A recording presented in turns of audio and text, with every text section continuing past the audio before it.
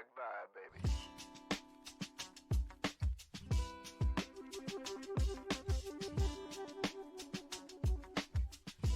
Welcome to the Cup of Joe Show, where we explore the journey of recovery from alcohol and drug addiction. One story, one conversation, and one step at a time. I'm your host, Joe, creating a safe space for honest discussions about the challenges and triumphs of addiction and alcoholism. In each episode, we'll hear inspiring stories and uncover tools that make healing possible. Sobriety is not a one-size-fits-all journey, and you don't have to face it alone. Recovery is possible, and it's worth it. Thank you for joining the Cup of Joe Show. Now let's get started.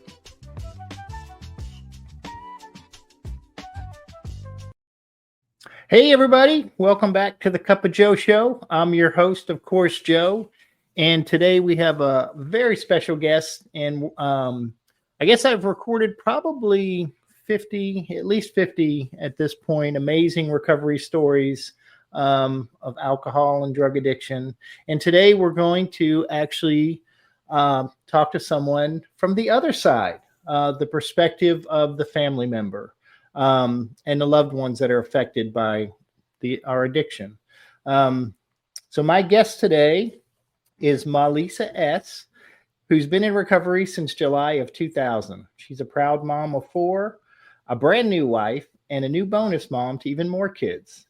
Melisa's family life is big, blended, and full of love. There aren't any grandkids yet, but her pack of beloved granddoggies happily fills the gap. At home, she's got 2 dogs, a cat, and a husband she lovingly calls a normie. A SoCal native with her heart set on Chicago, Melisa is fueled by punk shows, live music of all kinds, books, museums, and thrifting treasures. She's got a quick wit, a big heart, and a love for pizza, tacos, and the 12 steps, which she says have reshaped her life and relationship in ways she could have never imagined. So grab a cup of coffee, settle in, and let's get into it. Hi, Melisa. Hi, Joe. How are you doing today? I'm doing great. Thanks for inviting me to be a part of this podcast. Well, I am so grateful for your willingness. I can tell you that. In all fairness, I have to tell everybody I had the opportunity to attend an Al-Anon convention, and Melisa was one of the featured speakers, and she was kind enough to come on the podcast and share her story with you. So I'm really excited about it. So what was it like growing up? What it was like growing up was, I would say, equal parts fantastic and infuriating. I grew up in a small nuclear family, just my mom, my dad, my brother, and I, but I have a ton of cousins and aunts and uncles, and I lovingly refer to all of us, with the exception of those of us that didn't really have trouble with alcohol or drugs, as the Catholic Irish alcoholics, aka the C.I.A, because if I look at my family tree, I can see pretty easily all the way down the line which ones of us needed this meeting and which ones of us might have needed that meeting. And it was a great childhood, alcoholism notwithstanding. My first qualifier in life would be my dad, and he didn't find his sobriety until I was in my 50s, which means that he is in his 70s, and I think he has 6 or 7 years now. I don't count his days because that's not really my business, but it was interesting growing up. You learn how to keep secrets at a really young age, and you learn that not everybody is safe to hold those secrets. So there was some friends that it was okay to have them over at the house on a Friday night. I never knew what kind of drinking my dad was going to do. If it was the light colored liquid with the bubbles, we were probably going to have a good time. And if it was the dark colored liquid that required ice cubes, it probably wasn't going to be so much fun. But even in all of that, growing up with an active alcoholic and an untreated Al-Anon person, it was a fabulous childhood. We had so much fun. We spent weekends at my grandparents' house with all of my cousins and everybody just hanging around and eating food and, of course, drinking beer. But we got to play and be kids. And on Sunday mornings, my dad would get a wild hair and decide that we were going to go on an adventure. And sometimes we'd wind up in Hollywood, walking down Hollywood Boulevard and looking at the weirdos and the movie stars on the sidewalk. And sometimes it would be Venice Beach and we'd go for a piece of pizza and put our feet in the water. And sometimes we'd be hiking in the forest. We never knew what kind of adventure we were going to get. And I didn't know until later on in life that the reason why that was probably because he wasn't sure how he was going to feel on Sunday morning, depending on whatever happened on Saturday night. But, growing up with functional addiction feels a little bit different than some of the stories I've heard from people in program about growing up with the other kind. And I think because I grew up with functional addiction, I didn't recognize it as addiction for a lot of years. I just didn't acknowledge that because in my mind, an alcoholic was somebody that lived in a box on the street in downtown LA. It didn't look like somebody who had a great career and a nice house and a well manicured lawn, So at a young age, you understand those unspoken contradictions. And it's kind of like there was at least two versions of me at all times. As a kid, there was the home me and there was the school me. And I didn't like for those two to mix. And then when I got a little bit older, there was the me that I was with my friends. And then that kind of fractured even further into different groups because I was one way with this group of friends and one way with that group of friends. And, I'm lucky I didn't wind up like Sybil with so many personalities, honestly. But I think the thing that stands out, oh, lost an earbud. The thing that stands out the most for me in my growing up years is how adaptable I was to all of the different versions of my reality that there were. Kind of like a chameleon. And after being in Al-Anon for quite a few years and doing some step work, I realized that wasn't actually very useful.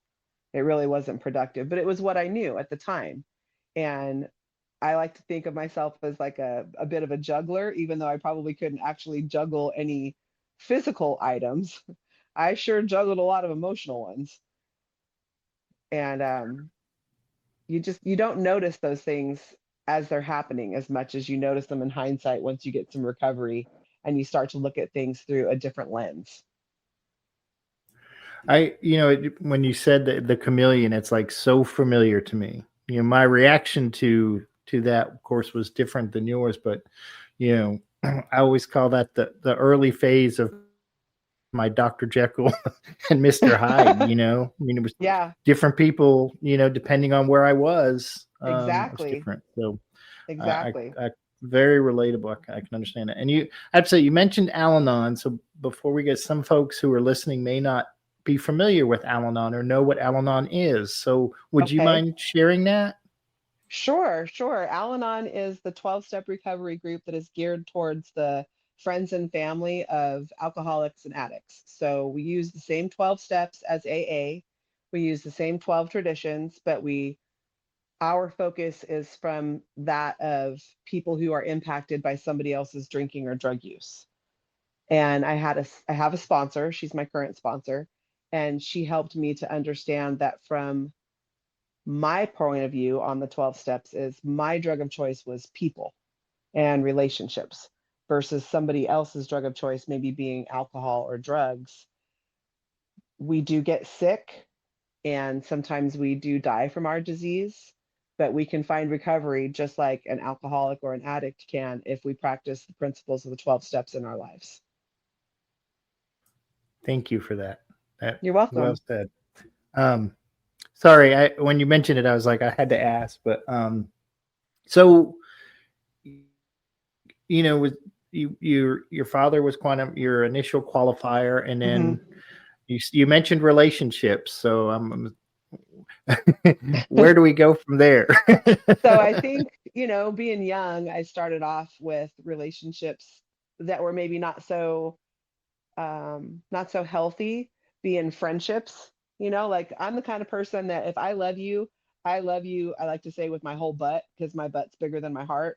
So I love you with everything that I have. And sometimes that can be a little intimidating, I think, because It's this big, messy, all encompassing, in your face, going to take up all the space in the room kind of love. And when I was young, that would be girlfriends of mine. I'd get so wrapped up in what was going on in their lives and how I could help them and let me make it better. And I have all these suggestions and I just want you to be happy and let me help you with that. And then as I got a little bit older, of course, you know, birds and bees come in and you start looking at boys different and you start thinking that one's cute and this one has cool hair. And, I like that one because he has that kind of leather jacket. So maybe I'll go talk to that guy. And then you start getting into the relationship side of things. And I remember the first time I heard the term, I have a broken picker. And I thought, I should probably be a little bit more offended at that than I am. But I wasn't, because it was true. I did not choose relationships based on whether or not that person was healthy.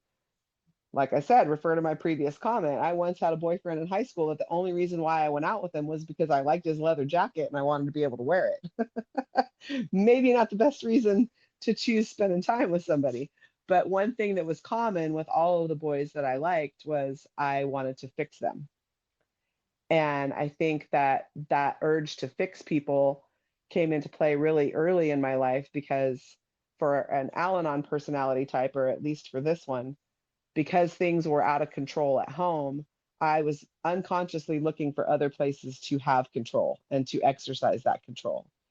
And for me, that looked like relationships. So once the friendships thing kind of settled down and ran its course and I fixed all my girlfriends, then I started turning towards fixing boyfriends. And I really liked the bad ones, because part of the other thing that happened in my childhood was I learned very quickly that if I followed the rules and did everything that everybody wanted me to do, then I wouldn't be in the fray if my dad happened to be in a bad mood when he drank. So my motivation was to be the good girl, follow the rules, do what I was supposed to, make people happy by bringing home good grades. And I can't say keeping my room clean because I never really did that very well, but I wanted to be the good girl. So that was perfect soil for a bad boy to swoop in and sweep me off my feet and make me think that he was wonderful and interesting. Because let's be honest, he was. All of them were. They were super interesting. I should have prefaced it earlier by saying I absolutely love alcoholics. They're fantastic people. Fantastic people. Just that their good personality traits got distorted by whatever substance they were choosing, just like Al-Anon's personality traits get distorted by whatever avenue we're trying to use, whether it's fixing, whether it's control, whether it's martyrdom, putting our hand to our forehead and doing the Al-Anon salute, because we do that. But yeah, I really like those bad boys, and when I was about 19 years old, I met the baddest of the bad boys and promptly fell completely in love, and painted all the red flags green and made all the excuses. And, well, I can fix him. I can fix this. I got this. I fixed my dad. Oh, yeah, I can handle this one. And I think I thought because he didn't drink alcohol that I wasn't going to have the same kind of problems, because I was aware enough to notice that alcohol was causing problems. And he didn't drink alcohol. So I thought I was in the clear, but I wasn't, because the substance that he chose was a hard drug, and that was a completely different animal that I had no experience with. And I was not prepared for the places it was going to take both of us for a lot of years.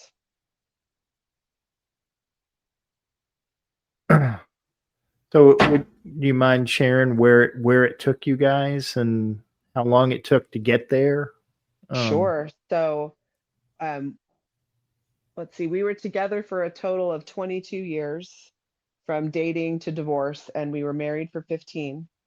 And in that time frame, I would say things started off really promising. He had this really cool career that he worked in, and we got married. We had this great big, elaborate, fun, fancy wedding. 322 people came to our wedding, and a large chunk of them were actually related to me, because I have this great big, Irish Catholic family. So cousins, aunts, uncles, all these people. And my wedding to my first husband was referred to as the May 4th massacre in my family because the after party that happened after the reception was over, because you only get a certain amount of time, right? So the after party went to my grandparents' house, my dad's parents, and a couple of my uncles got into a knockdown, drag out fight with each other, and the cops were called, and the wives were getting involved, and it was just a big hullabaloo. And the family called it the May 4th massacre, and I wasn't even there. We were already, at the hotel waiting to fly out to Hawaii for our honeymoon, so we didn't even know what was going on until afterwards. But and the other thing that's funny about my first wedding is the music that I chose to walk down the aisle to. I just thought was this really beautiful instrumental piece from one of my favorite movies at the time, which was Braveheart. And I wanted something kind of ethnic in my wedding ceremony because I'm very proud of my Irish heritage. And so even though that's Scottish, that was close enough for me. And I didn't learn until years later that the title of that song actually was the battle hymn for the battle of, I think it was called, I don't remember. But anyway, it was the battle theme for Braveheart, and boy, didn't that turn out to be true. So we were married for a couple years. We had our first son, and then about halfway through my pregnancy with our daughter, who's our middle child, he told me that he had a drug problem, and I was floored. I felt like the wind had been taken out of my sails, the oxygen was gone from my lungs, and I didn't have feet to stand on. I didn't know what to do with that information. I do remember where I was when I heard it. I was standing on the toilet in our bathroom, leaning my head over the shower enclosure to talk to him while he was taking a shower. Because that's the kind of Al-Anon I am. I'm going to have the conversation whether you want to or not, and I'm going to get you where you can't get away from me, which in this case happened to be the shower. Poor guy. Poor guy. Couldn't even take a shower in peace. But there I am standing over the shower enclosure, and he's telling me that he has a drug problem, and I didn't know what to say. I mean, I'm a smart girl and I read a lot of books and I have a big vocabulary, and I had no response for that. And I just thought, oh my gosh, what am I going to do? Okay, well, I guess I'll go to the library and I'll get a book, or I'll go to the bookstore and I'll buy something. And there's got to be some sort of manual on how to fix this. Like there's a manual on how to fix everything. I could fix this. And but I also didn't really believe that. Deep down in my heart, I knew that wasn't true. I just wasn't ready to know that yet. And went through the rest of my pregnancy and had that baby girl, and he got into some hot water with some choices that he had made, some guys he was involved with, and he got arrested, and it was federal. And he went to rehab to avoid going to prison because at the time in Southern California, they had this thing called Prop 36 diversion court, where if you were having a substance abuse problem and you needed some help with that, they'd let you go to rehab in order to stay out of prison. So that's what he chose to do. And while he was there, he got himself a girlfriend. And I remember meeting her one time and just, your spidey senses kind of go and you get that hair on the back of your neck stands up and you're like, ooh, something's not right about this. I don't know what it is, but something's not right. And so, well, I'm getting a little bit ahead of myself. Back to the arrest. We had gone to the grocery store, Walmart actually, to get some diapers and some dog food. And we pulled up into our driveway. It was a cul-de-sac. And all of a sudden, there's cop cars flying in all directions, swooping up on our cul-de-sac. And we live in a fairly small town. It was smaller then than it is now, but we both, grew up there. We knew most of the people around town, and all these cop cars are showing up. And the neighbors are poking their heads out the door. And I'm like, what in the heck is going on? And I took the kids in the house and was, trying to just be normal, I guess. And they put him in handcuffs and they put him in the back of the cop car. And I came back out to see what was happening. And I looked at him and he just had his head back on the headrest and his eyes were closed. And I thought, oh my God, I don't know what you did, but whatever they think you did, you must have done it. I don't know what's happening next, but okay, here we go. Here we go. I wanted a bad boy and here we go. And so that was the night that he went to jail. And I think it was while he was still in custody that a federal agent showed up at my door with a search warrant. And I answered the door in my nightgown. It was early in the morning. I wasn't expecting anybody. And I've got my daughter, got my baby on my hip, and I've got my nightgown on, and I just made a pot of coffee, and there's these federal agents standing on my doorstep with badges and a search warrant. And I felt like an episode of like Law and Order or something. I'm like, I don't even know what the heck I'm supposed to do with this. So I offered him a cup of coffee. I didn't know what else to do. And it was really uncomfortable because the agent was really handsome, and I felt really awkward standing there in a nightgown looking at this man. I'm like, what in the heck is going on? Whose life is this? And I would love to tell you that that's the worst that it got, but it's not. Because when you start getting messy like that around drugs and alcohol, things kind of have a way of just building their own momentum, and that snowball just keeps rolling. And those federal agents came into the house. They knew right where to go and what they were looking for. And he thanked me on the way out and told me to have a good day. And I thought, well, that's a weird thing to say. But, he was just doing his job. And there had been other times throughout those years where, one thing or another, he was involved with some sketchy characters. We had a gang of motorcycle enthusiasts, we'll call them, showed up on the front porch, and this grizzled looking guy with a beard and gray hair and more lines on his face than I have freckles. And he said, I need to look in your garage, and I need to look in your backyard, because I'm just making sure that some stolen stuff isn't here, and your husband said I could do that, so you just need to get out of the way and let me do what I need to do. And he was not the type of person that you argued with. So I let him do what he needed to do. And I remember looking around the corner past him, and there was all these guys strategically placed around my cul-de-sac. And I thought, oh my God, what have I gotten myself into? Like, this might be too much. Federal agents is one thing, but these characters are a different deal, and that's the escalation that happens when we're not well. Things just go from bad to worse until we decide to do something different. And I think when he was in rehab, and he got that girlfriend, and I found out about that, that just crushed me. And I did not have a very appropriate response, because he came up to see our children. I kicked him out, of course. We had lots of that, lots of those making threats that I didn't have any intention of carrying out. That was kind of my MO. And I did that a lot. And I had asked him to leave the house. And so he did. And he came up to visit our kids. And I needed to go for a drive. I was like, you know what? I'm going to leave for a little bit. I'm going to go for a drive, play my music loud, and try and clear my head. And right before that had happened, he had bought this really obnoxious car. It was a Lexus IS 300, and they were brand new. He bought it brand new off the showroom floor, and it was the brightest yellow with chrome rims and blacked out windows, and it was flashy and obnoxious, and I hated it. I hated that car. I have such a resentment against that car. I actually put it on my first fourth step. But somehow we wound up on the road at the same time. He was in front of me and I was behind him. And I always make jokes. I used to make jokes about people when they would say that, something happened and I just lost control of myself. I don't know what I did. I was like, yeah, right. That's not real.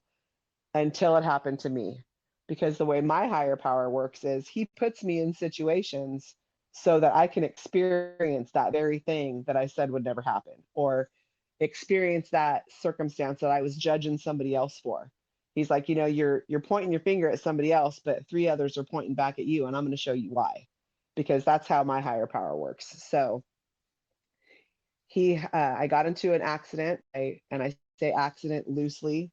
The only reason why I call it an accident is because I wasn't really in control of my own responses at that time. But I drove straight into the back of that ugly yellow Lexus.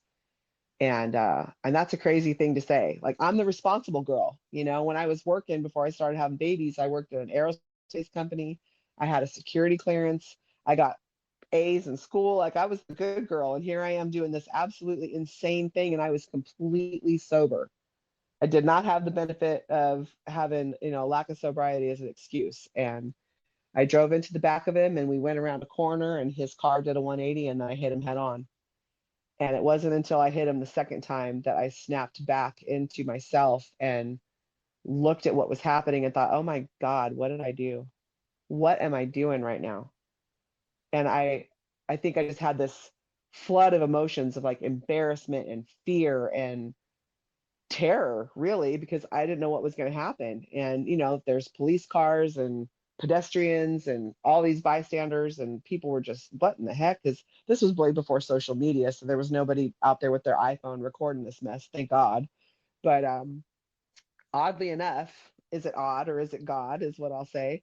The same officer that arrested me was the one that had arrested him a few months prior for the situation that he was in. And he looked at me and he said, I remember you. Do you remember me? And I had to think about it for a minute. And I said, I think so. And he said, I arrested your husband. And I said, oh, wow. Yep, I remember you. And he said, what happened to you? And I pointed at my husband and I said, he did. And he kind of just looked at me and he goes, well, I got to take you to jail. And I'm like, yeah, I figured that. And at the time, it's funny now, but it wasn't really funny at the time. But two things about my arrest. I was wearing a t-shirt from a band that I like named Joy Division. And they have a song that they're real famous for called Love Will Tear Us Apart. And that's the shirt that I was wearing. I would give anything to have a copy of that mugshot. Let me tell you what. And he took me to jail, and bless his heart, he did everything wrong. He didn't Mirandize me properly, I found out later, and he didn't handcuff me properly. Like, the cuffs were in front of me instead of in back of me. He did all these things wrong. And when I got to the jail, they asked me if I had any tattoos. And at the time I just had one. Now I have, like, I don't know, 20 or something. But I had to show them my tattoo and let them take a picture of it. And they're finishing up their booking process, excuse me, and the officer asked me if I had any questions. And I said, just one. I said, if I get more tattoos, do I need to let you know?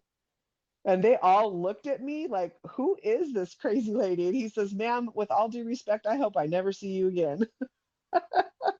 I thought, okay, well, I mean, I just didn't know. Like, I really didn't understand that kind of stuff. So I got arrested and I was in jail overnight, which is a crazy thing to say. I like to say that my reaction to his infidelity was that I broke out in handcuffs. I make jokes about it now, but it wasn't funny at the time. And I remember sitting there thinking, like, wow, I have made some choices here. And I was in Al-Anon at the time. I was going to meetings. I say I was in Al-Anon. I was not in recovery. I was in Al-Anon, and there's a difference. And I think maybe some other people that listen to the podcast can relate to that, because I was going to meetings, but I wasn't really doing the work. And I'm pretty sure that's why I still went so far, down the road on my own crazy train. Because if I had really been doing the work, I probably wouldn't have responded to that situation the same way. So there's a difference between being around it and being in it. So, um, when did you not and not? I'm not trying to. Don't skip ahead if you don't want to skip ahead. I was just thinking, like, when you said it's like, when did you get in it? You know? Yeah. After that arrest, I went to court. My parents hired me a lawyer, and the judge was a member of the program, which I didn't know until later. But and like, God was always doing things like that for me. He was always working in the background. He was always watching out for me and keeping me safe, and I didn't even know it yet. And because the judge was in the program, she was not willing to have me put in prison. My original charge was felony assault with a deadly weapon, as it should have been. What I did was ridiculous. And my lawyer was able to, with her help, get it pled down to a misdemeanor charge of, I believe it was either spousal abuse or assault. And the district attorney wanted me to go to jail. And the judge said, no, we're not doing that. She's a mother. She's got two small kids at home. And the other party in this situation is clearly in no condition to be taking care of children. So we're going to let her go to anger management classes and do some community service. And I say some lightly, because I got 1,800 hours of community service. And I don't know too many other people that have had that many hours, but I had a year of anger management classes, and I'm grateful for that, because I learned a lot from that class. I learned that I'm not as crazy as I thought I was, which was great. And I learned that I never wanted to be in that position ever again. I never wanted to be in a place where I lost control of myself, because that wasn't his fault. That was my fault. I wasn't doing what I needed to do with my program. I wasn't in touch with a solid higher power. I wasn't working steps. I was just going to the meetings and getting relief, but I wasn't doing work. So it was after that that I really buckled down and got serious about getting into the steps and working through those with a sponsor, doing my first fourth step, and just really getting honest with myself about the things that I had allowed to happen. My sponsor taught me the concept of I was not a victim, I was a volunteer. And I had never heard that before she said that to me. And that is something that I share with my sponsees, because it's really important for us to move past that victim mindset. Because if we don't do that, we're never going to get better.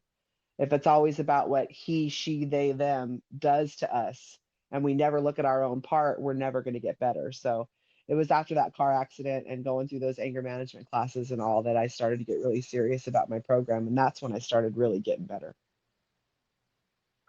So what was your first, like, in recovery? Like, what was your first steps towards that? Like, what was that early recovery like? So my very first sponsor, and you might have heard me share about this at the convention, I chose my very first sponsor because I liked her tattoos. And she had a license plate holder that was based on one of my favorite punk bands. So I thought, oh, well, she must be cool. She's probably got it together, and her and I'll have something in common, and she won't think I'm weird. So I'm going to ask her to be my sponsor. I did zero work with that sponsor. I never once cracked a book. I never got any suggestions. In fact, we never even met for coffee. So my second sponsor was somebody that I had for probably the first, I would say, let's see, that happened in 2001. It's like the first 5 or 6 years of my recovery. I had the first sponsor. She's a wonderful woman. I took the advice of somebody else at a meeting, which is to choose someone who had what I wanted. And I looked at her life and I saw that her and her husband had a good relationship, and they were both in program. And, sometimes they would do split pitches together. And I just thought that was really cool. And she seemed to be comfortable in her own skin, and she was laughing all the time. And I thought, well, I want to get back to that. So I chose her to be my sponsor. And I did do some work with her, but she was the sponsor that I had when I was still kind of dancing around the steps instead of really being in them. So it was while I was still with her, the tail end of our work together, and I went to a retreat for the weekend. And it wasn't any one specific step, it was just like a book study retreat. And it was up in the mountains in Wrightwood, California, and it was beautiful. It was snowy and it was peaceful. We were in this cute little A-frame with a wood burning stove, and it was the first time that I was brave enough to leave my alcoholic spouse for any length of time and not, pay attention to what he was doing or not doing every hour of every day. And I was really scared about what he was going to do while I was gone, which is silly, right? But that's where I was at. And I went to that retreat and I did some baby step work. I kind of started understanding what it looked like to really be serious about my recovery besides just giving it lip service. And it took me another few years before I actually got really serious. My first sponsor and I think I just needed somebody that was a little bit more harsh. If I can say this word, I needed someone that was going to kick my ass. I needed that, like somebody that was going to call me on my baloney and tell me you're not getting anything done here. Yeah. And so that's when I found my second sponsor, which is the one that I still have. And we went to a women's retreat in Monterey, California, at a former convent, and I did my first fourth step there, surrounded by all of these really serious, like ninja Al-Anons. Like these women were black belts. They'd had 20 years, 30 years of recovery, and they sponsored all kinds of people, and they had no time for anybody's nonsense. Like, you either wanted to get better or you need to get out of here, because we're not holding your hand and we're not going to make it comfy. This is ugly work and you need to get into it. And I really resonated with that, and that's when I started to get better. That's when I did my first fourth step, and really, and my sponsor is a double winner, so she works things from a hybrid AA Al-Anon standpoint, and I really resonate with that. That works good for me because I need that harsh edge. And I got a lot of work done with her in a really quick period of time, and she was with me during my court case. She was with me during my divorce, and she walked me through all that really ugly stuff, but she also showed me how to do it on my own by using the steps as my framework and my filter. So anything that I was going through, whether it was arguments with the in-laws, who I referred to as the outlaws, or, my spouse until we got divorced, because we didn't get divorced for another maybe 5 or 6 years, I think. I'm trying to 2011. Yeah, 5 years. We didn't get divorced for 5 years after the accident. Um, in that time, we had had another baby, and not to try and fix the relationship or anything. That was just what God put on our plate. And my ex-husband was sober when our last child was born, so we got to experience the birth of a child with sobriety, which was actually really cool. Unfortunately, that sobriety didn't last, but what did last was me being committed to my recovery. And I say that with the caveat of I still wasn't always pleasant. I had that smug and self righteous thing down to a science. Because even though I was going to meetings and I had a sponsor, I was always taking it back. Like I'd give it to God and I'd take it back.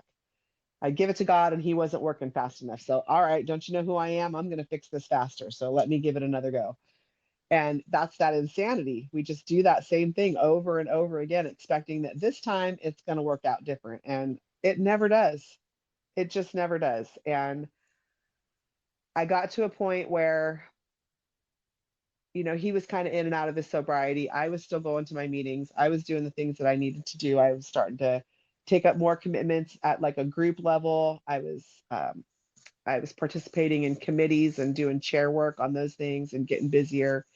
And I just really didn't have as much time to pay attention to whatever he was or wasn't doing. I'm sure he was relieved. I know I was. Um, but then I think it was about,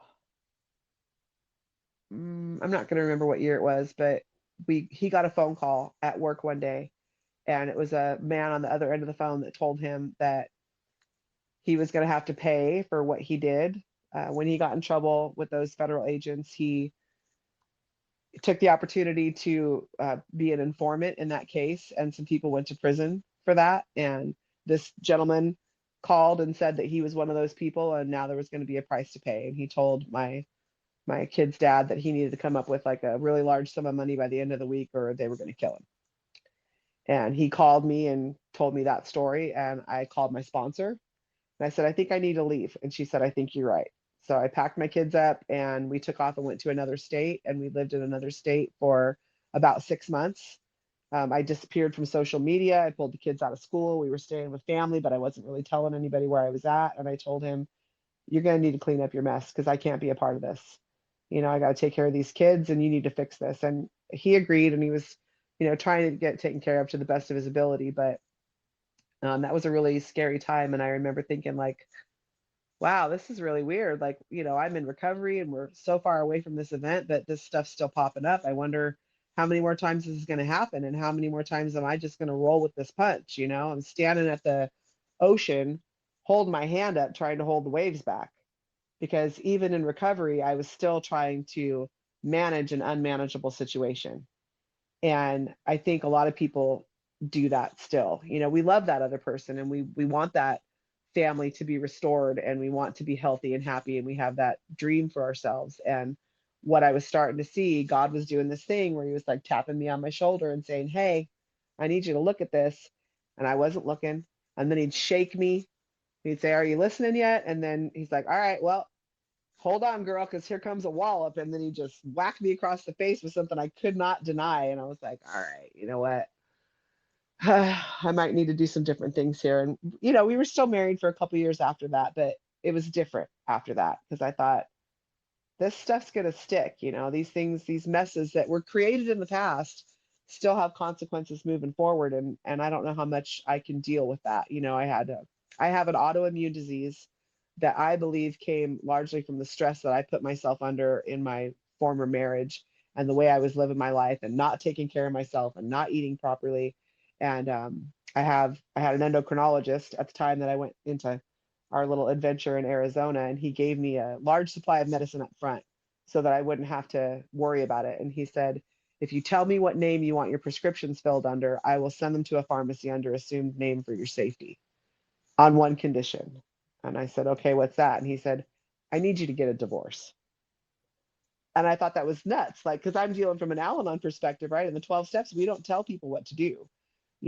We help you figure it out for yourself, but we don't make suggestions like that. And I thought, sir, you're outside your lane. And he goes, I am your doctor and I'm in charge of your health. He said, and if you don't get together and start taking better care of yourself, your kids are going to be without their mother. And I just thought, oh, wow. All right. And that stuck with me. It's like that little mustard seed, that gets planted and we're waiting for it to come and grow. And I kept going to my meetings, stayed in touch with my sponsor even when I was there in the other state. And eventually it was safe for us to come home after about 6 months. And so we did, but things were different after that. I was starting to feel the weight of what I know now was the decision that I wound up making, which was to leave. And I'd love to say that it was all, sunshines and rainbows and fuzzy kittens after that, but it wasn't, because my kid's dad wasn't sober and he didn't get sober for another, gosh, I don't know, 10 years maybe. So I am here to tell you that co-parenting with an active addict is an absolute oxymoron. It's not a thing. You're not doing it. You're shouting into a tunnel. Nobody's hearing you. And I was not pleasant to deal with, because I had done enough work in the steps to be fed up with the way everything was going, but I hadn't worked through all of them yet. So I still thought maybe I had some control, or maybe, he owed me better behavior. I think I thought that if he only had to be a parent every other weekend, that he'd be really good at it. And what I failed to remember was that alcoholism and addiction are a disease, and you are only as sick as your secrets. So whatever you're trying to hide is going to come back for you. And I wasn't trying to hide what was going on in my family anymore, because that imploded, and I had diarrhea of the mouth. I just told everybody what was going on all the time, because you should feel bad for me and all these terrible things that I'm going through. And, that's not healthy. That didn't do either one of us any favors. And it certainly kept things messier than they need to be. But, I think I was just looking for allies. I wanted to feel like I wasn't alone. And I didn't always put that in the proper place, which was sharing in a meeting or sharing with my sponsor, because recovery is not linear. We do it in a lightning bolt. Some days we're rock stars and we get it all the way right. And then we kind of plateau a little bit, and then something happens and maybe we drop back down before we can propel ourselves forward, But the important thing is that I stuck with the program, and I took suggestions from people that had more time than me. And I took suggestions from people in my life that I trusted, that doctor being one of them. And I started doing a better job of taking care of myself. And I just kind of started climbing steady forward. I had no idea what it was going to look like when I got divorced. We led a comfortable life, even though he was an active addict. He had a great career, and I was a stay-at-home mom, and I was really scared about what that was going to look like.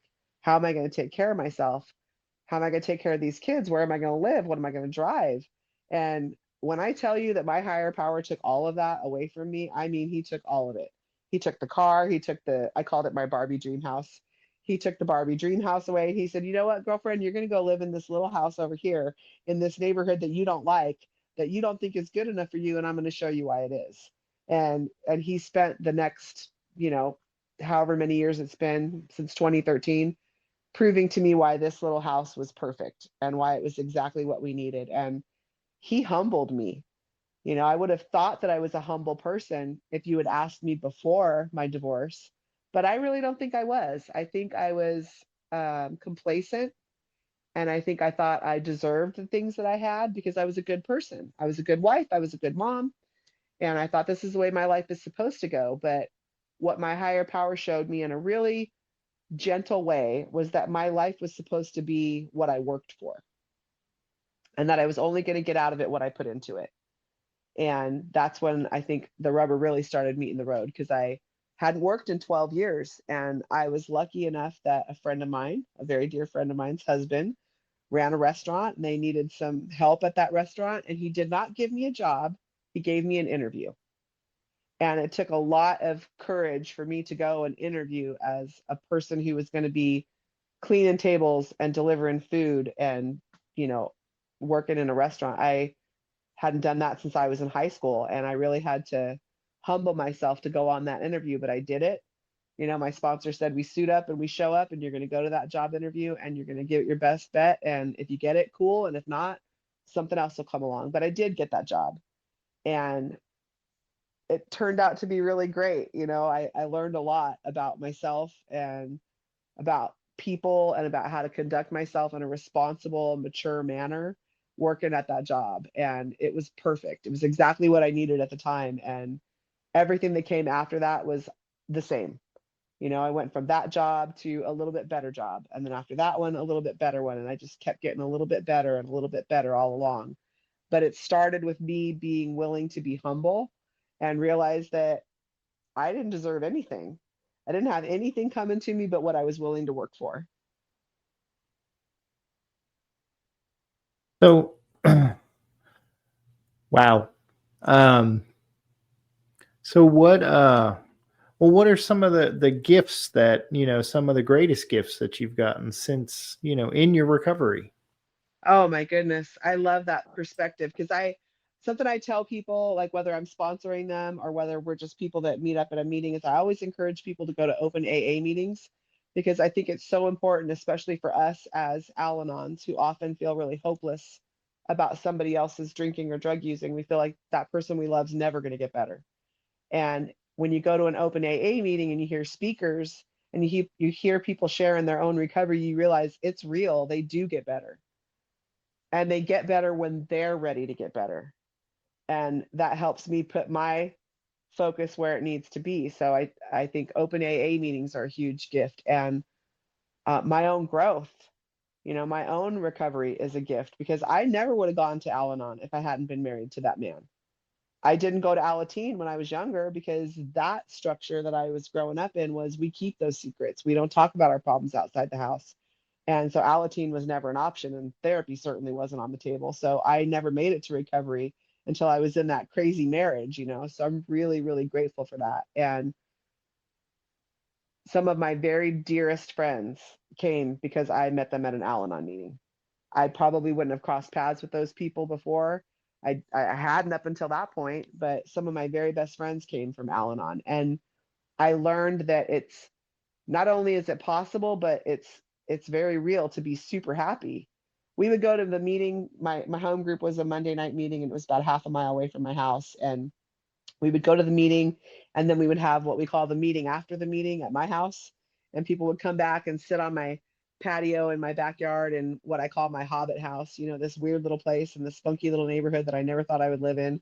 And we'd have tea and we'd tell stories and we'd laugh and we had so much fun. And I always felt safe and I always felt appreciated. When I moved out of the Barbie dream house, my kid's dad had already come and taken the things that he wanted, and it was a 3,800 square foot house, and we had lived there for 8 years times 5 people. There was a ton of stuff in that building, and I didn't know where I was going to put it all. I went and rented a storage unit because we had to go live with my parents for a while. But the day that I was moving out of that house, I can't remember if it was 22 or if it was 27, but it was 20 plus people, most of them men that I had not met from AA that were told by a sponsor, "Hey, you got something to do on Saturday morning. Be at this address at this time." And all these people showed up with this fire brigade of humans just loading these boxes out of my house, and I was so completely overwhelmed by that support. Some of these guys knew my kid's dad and they knew us when we were married, and some of them didn't. And just people just came out of the woodwork to help my kids and I get out of that house and get started on the next part of our journey. And stuff like that happened all the time. When I was super broke, later on in our story, when we were divorced, he got arrested again federally and actually went to prison this time and was gone for 5 years. And during that period of time, I didn't have child support, and I was trying to, I worked 2 jobs, and my parents helped us out, and I had no money for anything other than necessities. And I had girlfriends in the program and out who paid for me to get my hair done or paid for me to go get my nails done. They brought gifts over to my kids. Like, people in the program and out of the program just showed up for us all the time in the most amazing ways. And that's because they listened to a God of their understanding that said, "Hey, you need to do something nice for somebody, pay it forward."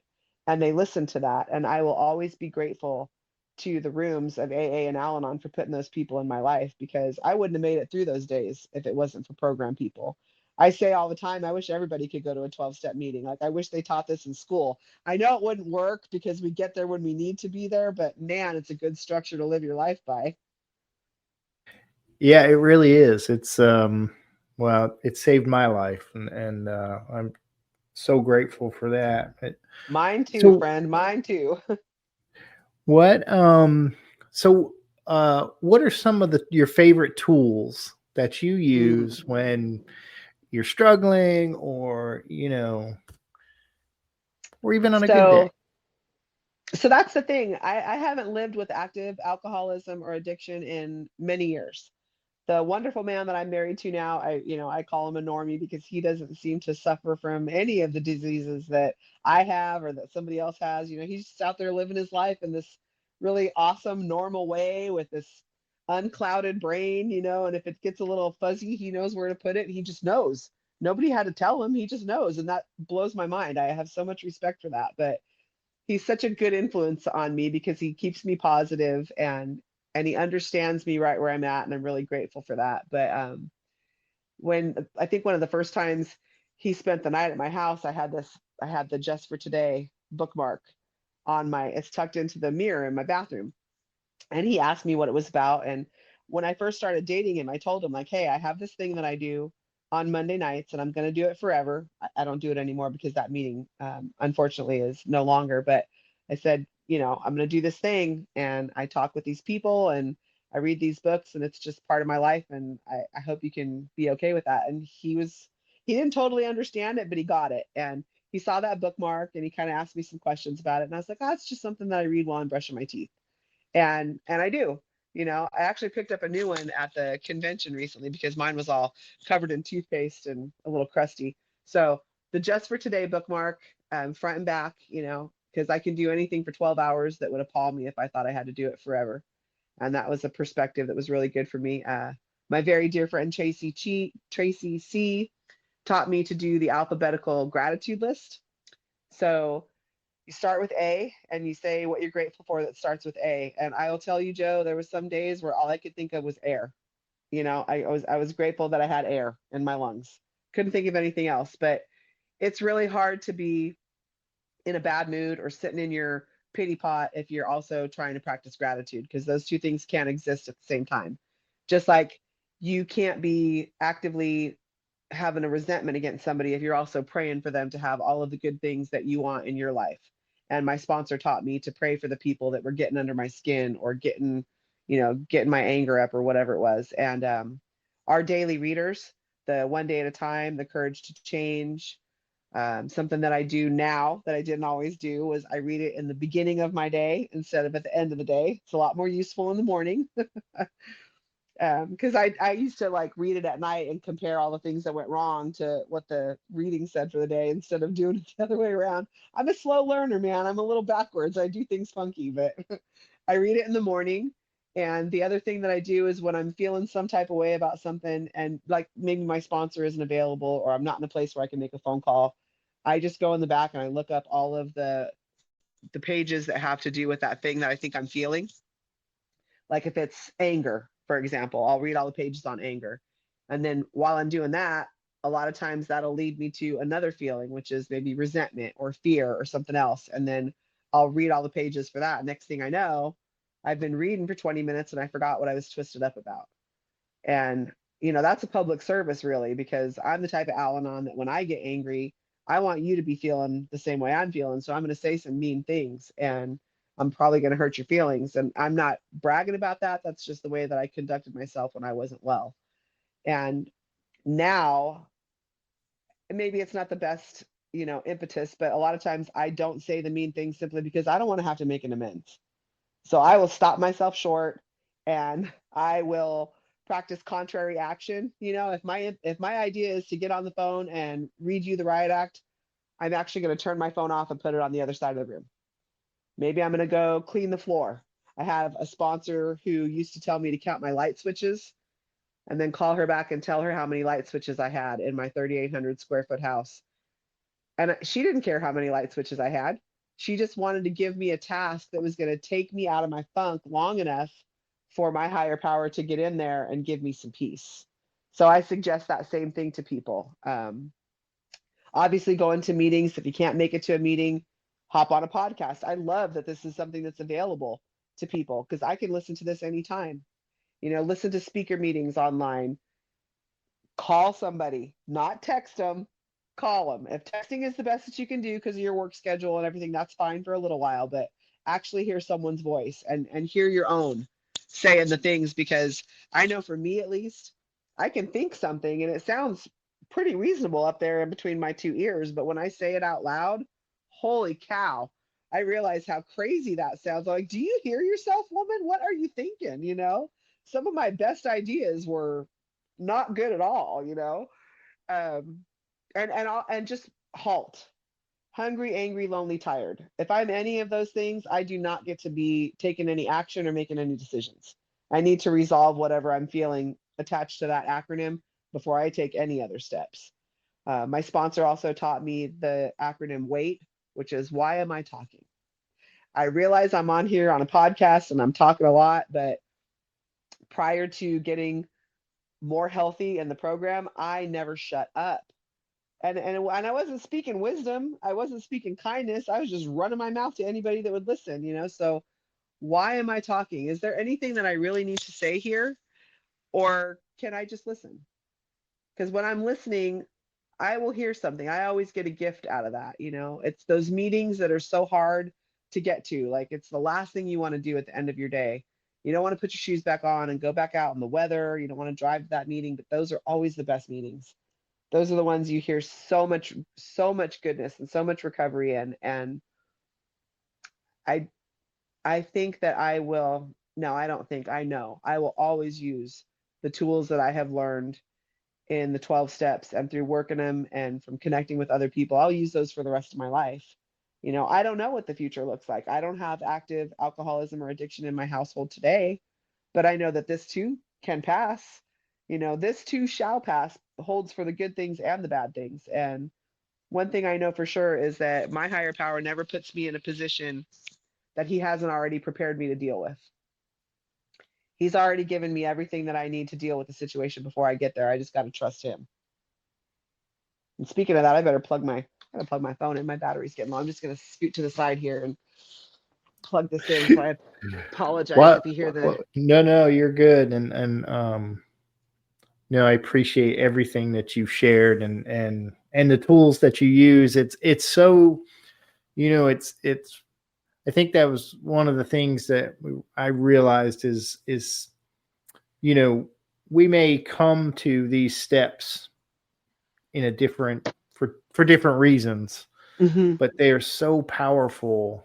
Have been so powerful for me to learn how to live, a different way of life. Um, it's a couple things you said. You had talked about the resentment prayer, which I love. The resentment prayer. I had to use it in my life. May whoever the person have everything good in their life I would ever want for myself. And I always say, as a caveat to that just know they may get it, Yeah. because that happened to me and it started a whole nother resentment. But that's a whole. Oh, you know what? I completely agree. I completely agree, because you know what? Like I said, my higher power does this thing for me where he's like, "Oh, I'm going to put you in a situation to see how well you're going to handle that. You said you got it. Well, let me see it."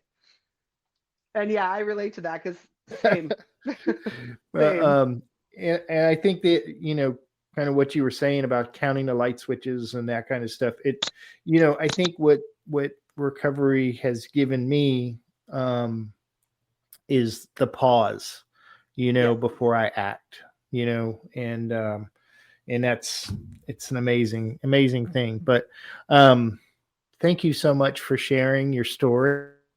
It's Thank you been for letting me. incredible. Thank you for letting me. And but I can't let you go without our rapid fire questions. All right, let's So have it. if you are ready, Melisa. Yes, All sir. right. Bring it on. All right. So what is your favorite recovery slogan? Mm, man, that's tough. Just to pick one.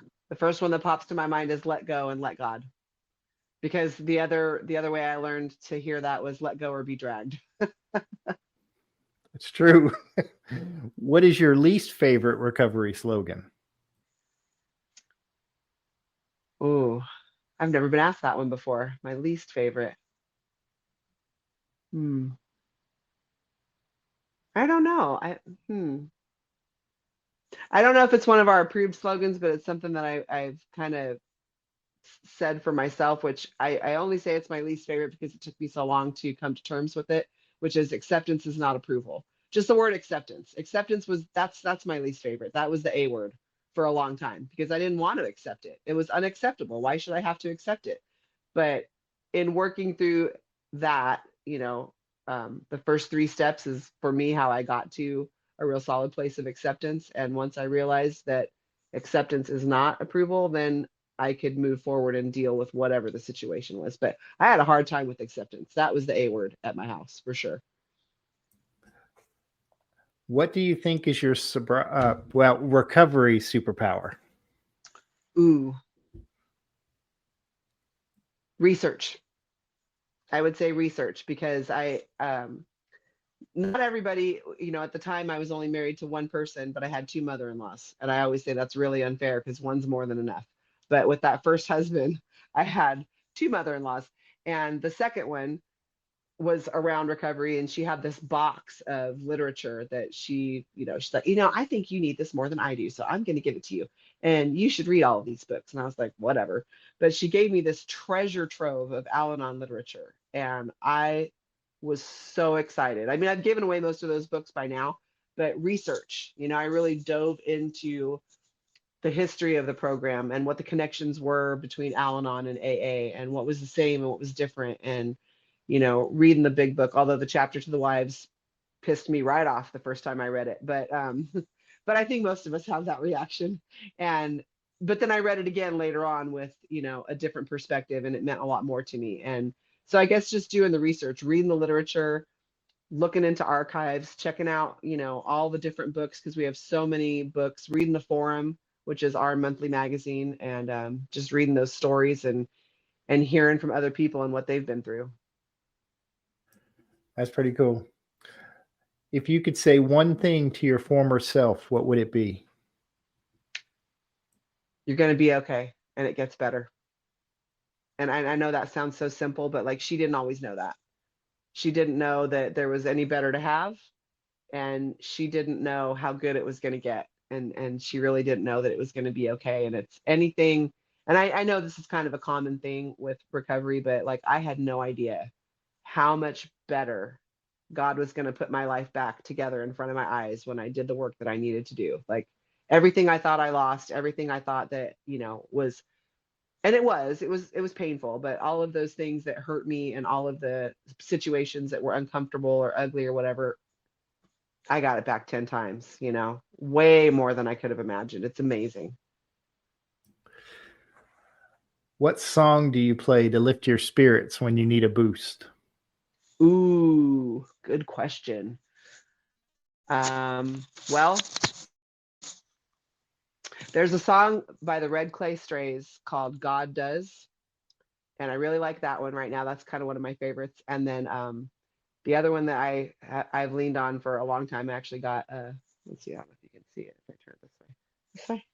Can you see my arm? I don't know. I have a tattoo about it. It's called Famous Last Words by My Chemical Romance. And that one's a little bit more of an aggro edge. That's when I'm feeling a little spicy, but one of the lyrics in that song is awake and unafraid. And that's how I feel when I'm connected to my higher power, when I'm saying my prayers, when I'm staying in my lane, I feel awake and unafraid. If you could grant yourself one wish to help with your recovery, what would it be? More time in my day to do things. More time in my day to spend with my program.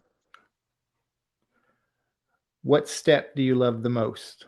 The fourth. It was the one I was the most afraid of. It was the one I dragged my feet on. I mean, I think it was 2 years before I did my first fourth step, and I think I've done 6 now. I Yeah. love the fourth step. I love it so much. What step do you love the least? The first one. What is one of your favorite movies? Anything by John Hughes. I think John Hughes is a genius. Yes. I had to give a yes shout out for that one. Yeah. And finally, if heaven exists, what would you like to hear God say when you arrive at the pearly gates? Well done, good and faithful servant. That's really awesome. Well, thank you so much, Melisa. I think you've shared a perspective that people need to hear, and I think will appreciate. And you've shared a lot of hope. So I appreciate you coming on. Thank you very much. Thanks for the opportunity. I appreciate it. Absolutely.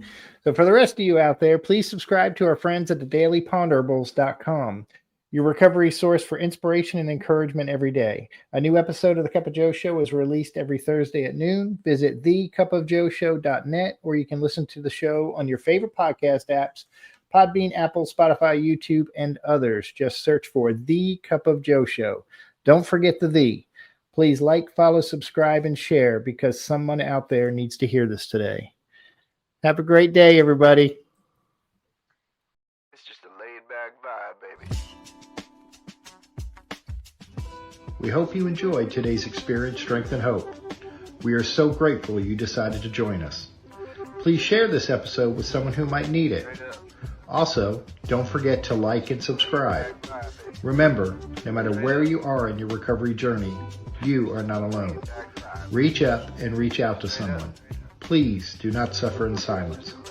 Until next time, let's take it 1 minute, 1 hour, and 1 day at a time. Thanks for listening to The Cup of Joe Show.